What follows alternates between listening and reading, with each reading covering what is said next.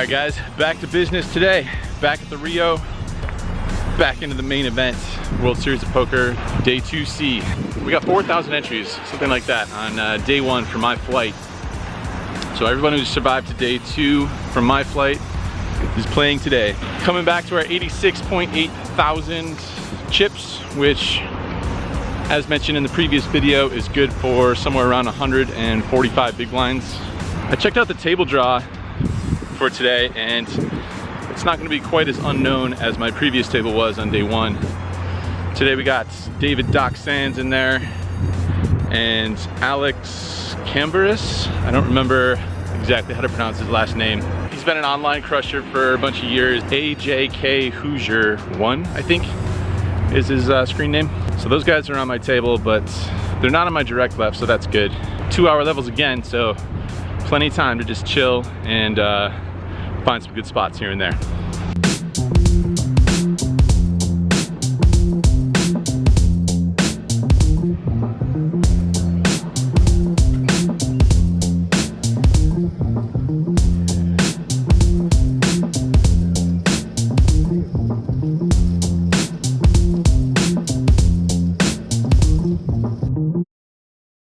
Alright guys, first break here of the day, day 2. This level is a little bit tougher than previous days, every single level of the previous day. Lots of playable hands today. Lots of playable hands through the first hour, but a lot of tough spots, a lot of really close spots that could have gone either way. First interesting one, I open up pocket kings from Under the Gun +1. I make it 1500, this is 300, 600 with a 100 ante. The button calls and the big blind calls. So 3 ways to a flop. Flop comes 977 with 2 hearts. Big blind checks. I make a pretty small c-bet, about 1800. I tend to do this sometimes when the board is paired with like middling to high cards. Size down a little bit, just to not bloat the pot too much, especially when I'm not in last position. So 1800, and both players call. Turns a 5 of hearts. Brings in potential flush as well as a potential straight. Big blind checks, I check it, and the button checks. River's another 5. This time the big blind leads out for 2300. Very cheap. So you would probably bet a little bit bigger with a 7, I would think, but you never know. I toss in the call and the button folds, and unfortunately the big blind has 5, 6 clubs. So he flopped a bad gutter straight draw, but runner 5 is good. Next hand, I open up king queen offsuit. I make it 1500. Only the big blind calls. Heads up to a flop, king 10 deuce with 2 spades. He checks, I bet 1800, and he makes the call. Turn is a 5 of spades. He checks and I check it back. River is another spade, but it's another king. So we make trips, but now there's 4 spades on board. He leads out, this time for 4200. Just one of those spots, once again. I think it seems like it's a little bit unlikely that I have a king in this spot. I could be pretty weak after I check back on the turn, and now there's 2 kings on board. Just pretty close. I do my usual thing and I make the call, and he has queen jack offsuit with a queen of spades. So he's taking that one down. That one's not coming our way either. Last interesting hand, middle position player makes it 1500. I call on the button with king queen of hearts, and the big blind calls as well. Flop comes queen 10 4 with 2 spades and 1 heart. Action checks to me, I bet 2500. The big blind folds and the original raiser calls. Turns 6 of hearts. So we add a flush draw to go along with top pair, good kicker. This time he checks and I bet 6,000. He thinks for a little bit and he calls again. River, not exactly super ideal. The 8 of spades. And not only that, but he leads out for 10,000.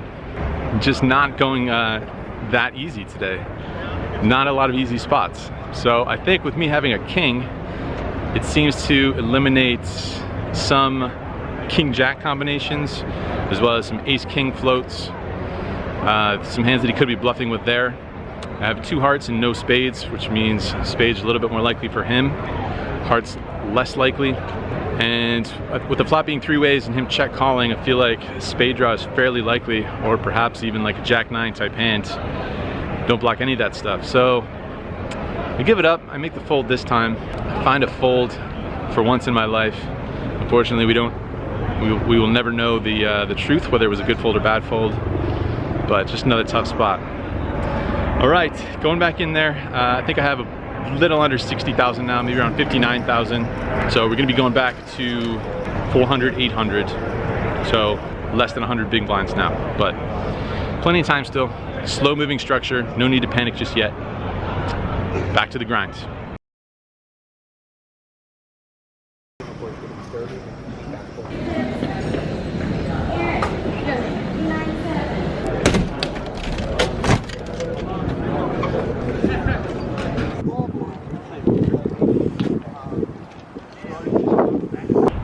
Still grinding, guys. Still alive in the main event. A couple hands to report before hopping back in. 20-minute break here, second break, day 2. We're now playing 400, 800 with a 100 ante for these next couple of hands. So it folds to me in the hijack, and I look down at Queen 9 of clubs. Open it up for 2,000. The small blind calls, and we go heads up to a flop. King 4 3 1 club 2 spades. He checks it to me. I go for a C bet. I bet 2,500, and he calls pretty quickly. Turns to 7 of clubs, which gives us the old backdoor flush draw. Every turn brings a backdoor flush draw. This time we actually pick up that backdoor flush draw. So he checks it over to me, and since we have some extra equity here, some barreling opportunities have arisen. So I'm gonna bet again, and this time I bet 5,700. He thinks for a while, and then he folds. So we actually get a bluff through with queen high, and we actually win a hand here on day 2. Doesn't feel much better than that. Getting the job done with queen high and finally taking down a pot. Boy, is it hot out here. 105 degrees, feels like 125. All right, that might be exaggeration. But anyway, next hand, look down at pocket 9s from early position. I make it 2,000 to go, same blinds, 400, 800, 100 ante. The cutoff calls, and the big blind puts in a 3-bet this time, 6,800 to go. Not too big of a re-raise. I think I have somewhere around 50K, give or take a few thousand here. So I think we're getting okay immediate odds to call. Not the best spot, of course. Prefer to be a little bit deeper. Can't just fold our way to $8.1 million. So I'm gonna make the call here, and the cutoff also calls behind me. So 3 ways to a flop, and we're back to our old ways. Favorable flop of queen, 9, 8, 2 clubs, 1 spade. The big blind puts out a C bet of 8,200. With a player behind me and the board so coordinated and wet, it feels like a raise is in order here. So I'm gonna go ahead and raise it up. I make it 21,000 to go, which is a little bit under half my stack. I should have somewhere around 24,000 left after this raise. Cutoff folds right away. Big blind goes well into the tank, asks how much it is, thinking for a long time, and eventually he decides on a fold. So we didn't get the maximum there. We didn't get the odds that we were hoping for when we called the 3-bet pre-flop.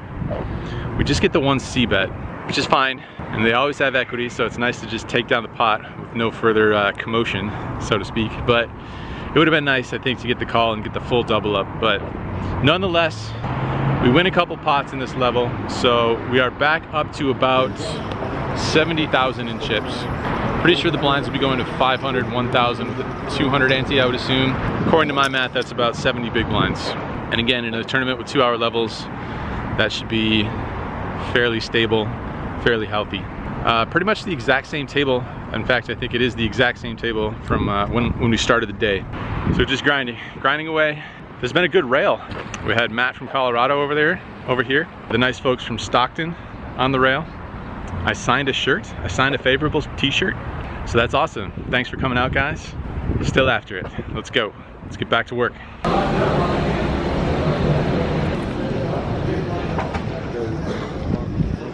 Coming back with the 185 small blind, 1,000 big blind, 1,510. Viewers, please shuffle up the field.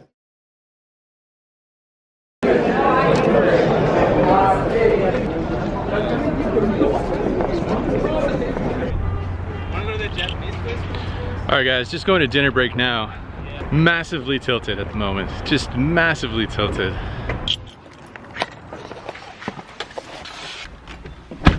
Oh man, just lost a ridiculous hand. So it's 500, 1,000, the 100 ante. Doc Sands opens in early position to 2,200. There's a middle position call, the cutoff calls, and I have 10-4 of hearts in the big blind, getting a fairly amazing price. So I make the call, I defend, we go 4 ways to a flop. Flop comes king 4 deuce, rainbow 1 heart. I check, Doc Sands checks. Middle position player bets 3,300. The cutoff calls, and again, getting a pretty good price to peel here with middle pair. I don't think we're gonna be winning on the flop all that often when it goes bet call. But getting a pretty good price to try and make trips or two pair or backdoor flush draw. I make the call and initial raiser folds. So 3 ways to a turn card. Turn is the 5 of hearts. So we turn the backdoor flush draw. I check. This time the middle position player checks, and the player in last position, he bets 8,000, I believe. Not too bad of a price now that we have a pair plus flush draw. Don't think I can just fold it, so I go ahead and make the call again, and this time the middle position player folds. So now we're down to heads up, heading to the river, which is the Queen of Hearts. This player's been pretty call happy in many previous hands. So I decide to go ahead and lead out. I bet 21,000, leaving myself about 45,000 behind, and the cutoff jams all in. So we had a hand like this once in a cash game where my opponent had pocket deuces, where he flopped bottom set and made a huge raise after I let out on the river when the third heart came in on the river, giving me a flush. Very similar spot, and if this is a cash game, I'm gonna snap call there. But how do you just call this off for your main event life when you still have 45 big blinds if you fold? So painful. I mean, he could have turned a wheel with a heart redraw. He could even have something like ace deuce of hearts, the backdoor heart flush draw, and just bet it on the turn, get there on the river. Oh man. So I make what is, after tanking for, I don't know, a good 5 minutes or so, probably potentially one of the worst folds of my life. I don't know. He said he'll tell me what he had after the day is over, but it's pretty painful and pretty tilting to just fold that hand. I put it to the text group, and there's some back and forth.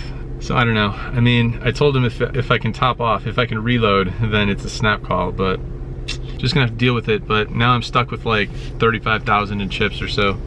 I think we're gonna be going to 600, 1,200, somewhere in the neighborhood of 30 big blinds, which is not really that ideal, but gonna try and hang in there. Not just gonna give them away.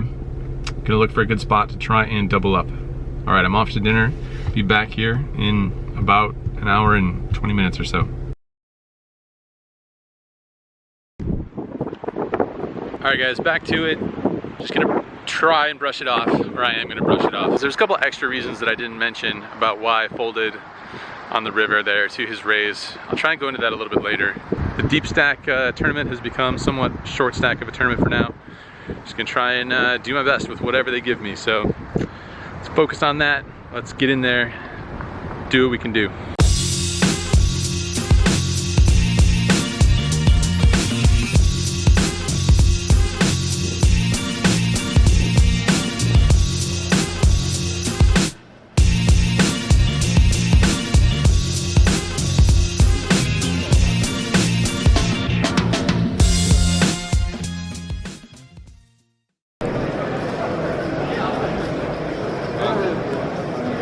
Break otherwise.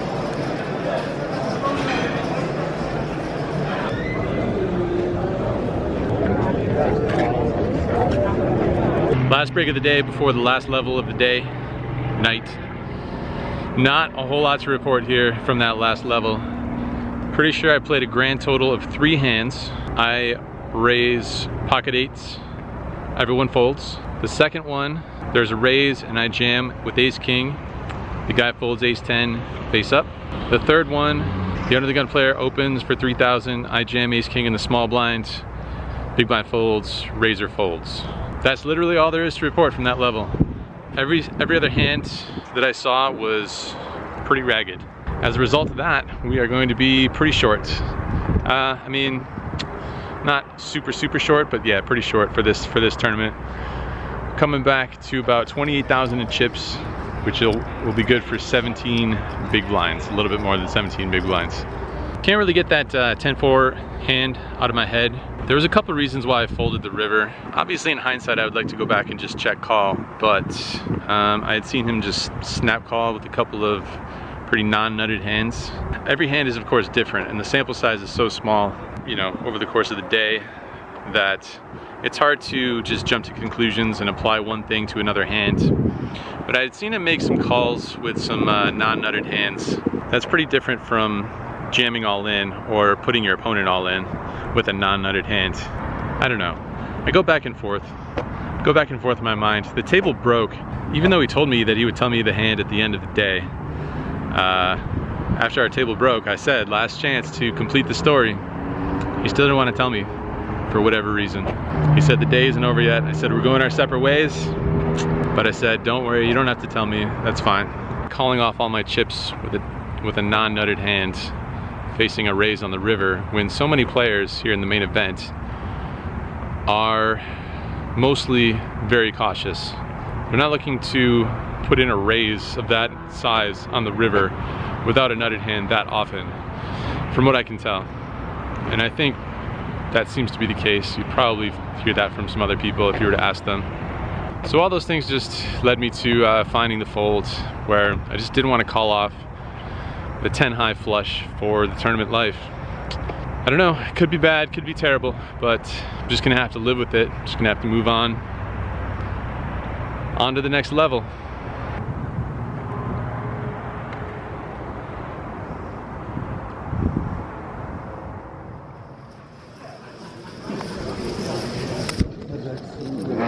Same thing again. Did you call this king there? Jacks. Jack?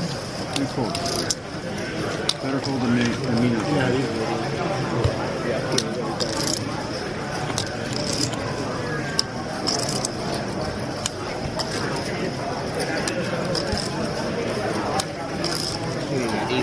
Good luck, guys.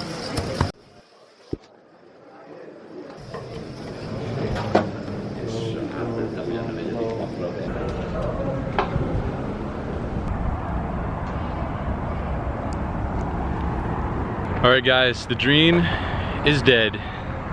2017 World Series of Poker is a wrap for me. Couldn't get much of anything going there today, really, but especially those last couple levels. I shoved a couple times.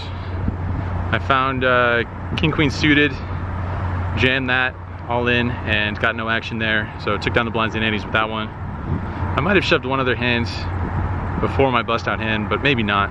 Last hand folds around to the cutoff, who opens for I think 4,000 or so, playing 800, 1600, 200 ante. I look down at pocket 10s on the button. I only have like 13 or 14 big blinds, so pretty straightforward jam. Small blind calls, big blind folds, and then the cutoff jams all in. So it's not looking too great at this point. Eventually the small blind folds and we're up against pocket aces. We were looking for the miracle there to triple up, more than triple up. That would have been pretty sweet, but it wasn't to be. No drama, going home empty-handed, 2 days of work, nothing to show for it. I mean, there's always the experience, right? This is only my second main event. It's only my second 10K event ever. And it was good to play with like some pretty tough players like Doc Sands, who's pretty accomplished. So there's always a learning experience, right? Blah, blah, blah, it doesn't feel too great when you're a little bit poorer and 2 days of work down the drain. All right, so yeah, like I was saying, that's the World Series. That's the World Series right there.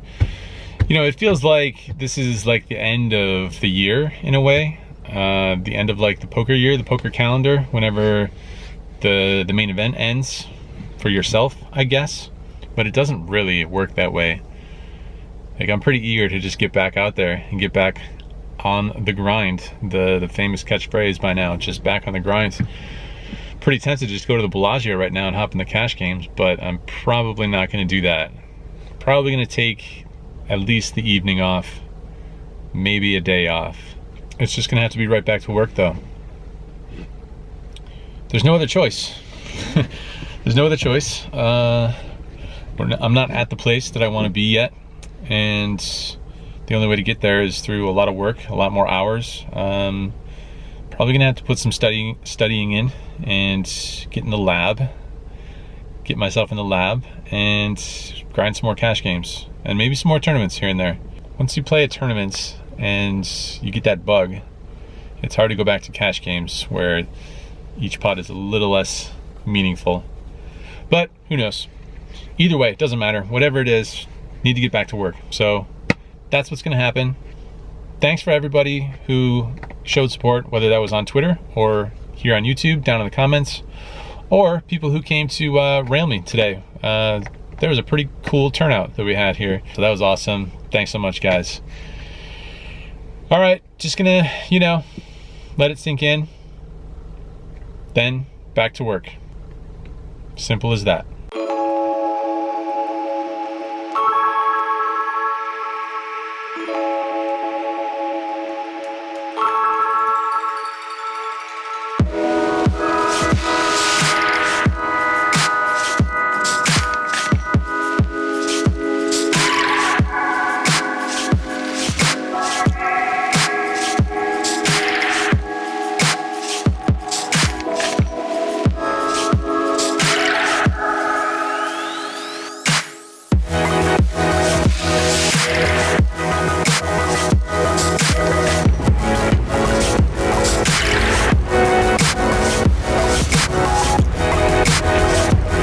Guys, it's about 2 in the morning at the moment. I was just chilling here in the apartment when my good buddy Brad Owen sent a video over to me.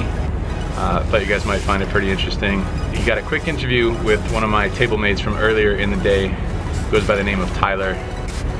He had a quick story that he wanted to share. So I'm just gonna leave that here, stitch that in, and present that without comment. So we're here with what was Tyler. Your name? Tyler, he got Neeme pretty good today. Oh yeah. He actually texted me about this hand, so let's go ahead and hear your version of what happened. Okay, so it is bad. Okay, I got ace 3. Ace 3 of hearts, yeah? I got ace. I don't know what Neeme had. I know what he had. I'll tell you after. Okay, right on. Okay, so the guy to the right of me, he raised it up. I limp in with ace 3 of hearts. Andrew Neeme calls. The flop comes out. Deuce, 4, king. Mm-hmm. One heart. And yeah, one heart on the flop. And he checked. He was out of position. He checked, but due to the right of me, he raised. I was like, okay, I'm calling. See, give me this 5 on the turn. I call. Andrew calls. Surprisingly, I was like, wow, he's calling this. So it's call, and then on the turn came out and it was a 5, which was also a heart. So I turned the nuts with this. So I got the straight ace 3 of hearts. I don't know what Neeme had. I don't know what the guy to the right of me has. And I'm just sitting there. I was just like, yes, this is the best position ever. I was like, I'm here with Andrew Neeme across from me, big fan. And then he checks it. Dude to the right of me checks it. I raise to 10,000. Neeme calls, and dude folds. River comes out as a queen of hearts, giving me the. So I already had the nuts on the turn. You're the second nuts, right? 3-6 is the. Yeah. I had second nuts, right? But I had to redraw to the nuts. So then the queen of hearts came out on the river, which gave me the nuts. And Andrew just came back from a hit I got him with. Then this hand happened, and he built his stack back up from 40K all the way up to 80K, which was fucking amazing. I was rooting for him inside, but I wasn't gonna let him know on the table at all. And then Andrew Neeme, he leads into me. 21K he bets. Oh wait, no, it was a little more than that. No, I think that was right. 22K. Yeah, 21 or 22K, or it was 31 or 32. And then you shoved for 45K. No, I took a second. I was like, okay, what's it? Because he only had like almost 40K behind. That was it. Yeah. I was like, I took a minute, acted like I was him and Han, and I was gonna represent the flush draw. Boom, shoved a whole stack of 5,000s out there, and you could tell he was frustrated. He was like visually distraught. He asked me, he verbally asked me, he's like, you show bluffs? I was like, man, I show bluffs, I show the nuts. And he tanked for about 3 minutes. And he said, if this was a cash game, I would call you instantly, but there's no rebuys on this game. And I was like, I just laughed. And then he ended up mucking his hand. And then I threw mine in the muck immediately and just started laughing. So because I knew he had something. He had to have something. I thought he was bluffing. So it turns out Andrew made a great laydown. He had 10-4 of hearts, so he flopped a pair, flopped middle pair, I believe, and backdoor flush draw, and then turned a flush draw and river to flush, and then made the correct laydown to the higher flush. Wow. So that's really sick. I mean, that's really tough to do, to bet fold when you make a backdoor hidden flush like that. That's insane. So yeah, hats off to him, man. That's a pretty sick hand. I feel so bad and for he was, Andrew. I was walking through the hall and he told me, oh, I got your boy Andrew a few times a day, and I was like, oh, is this the hand Andrew texted me about? And then turns out it was, because I knew Andrew wasn't quite sure if he made the right laydown or not. It turns out he did, so I mean, that's pretty amazing. Anyway, Sorry, thanks for Andrew. sharing, dude. So That's sorry. awesome. Thanks a lot. Thanks. Cool. Nice to meet you, man. Hey, good luck. How much chips do you got? I got one.